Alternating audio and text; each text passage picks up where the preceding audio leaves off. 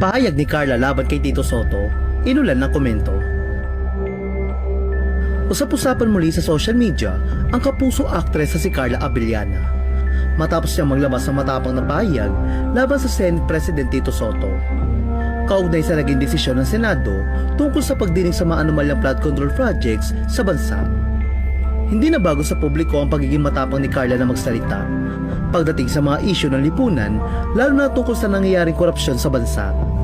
Sa mga nakalipas na taon, kilala siya sa paggamit ng kanyang plataforma para magbigay ng kamalayan sa marami at ipahayag ang kanyang mga saloobin sa mga isyu. Dahil dito, tinaguran siya ng ilang netizen bilang patron saint of concerned citizen at queen of call-outs.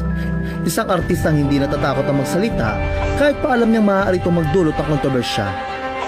Kaya naman ang pumutok ang issue tungkol sa bilyong-bilyong pondo ng flood control projects na sinasabing nilustay ng mga korap na opisyal at kontratista.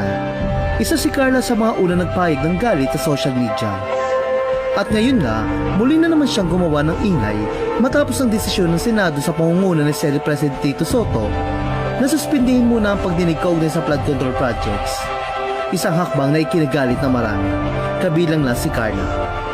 Sa gitna ng mga ulat na sinuspindi umano ng Senado ang mga pagdinig tungkol sa flood control issue, naglabas sa mainit na banat si Carla laban sa Senado. Ayon kay Soto, tuloy pa rin naman ang mga talakayan sa pamamagitan ng executive session at kapag may napagkasunduan na, saka raw ito ihaharap sa plenaryo. Sa kanyang Instagram story, ibinahagi ni Carla ang isang balita na may mukha ni Tito Sen. Kalakipang caption kung saan inihayag niya ang kanyang pagkadismaya at tila hindi na siya nagtaka pa. Dahil tila ito na raw ang nangyayari sa mga issue na nakakalimutan na lang at napapalitan ng bago at wala na napapanagod sa uli. Ani Carla, ayan na, October na. More than 1 month na yung issue. Swept under the rug na parang next issue na. Here we go, never ending cycle. Next issue pasok na.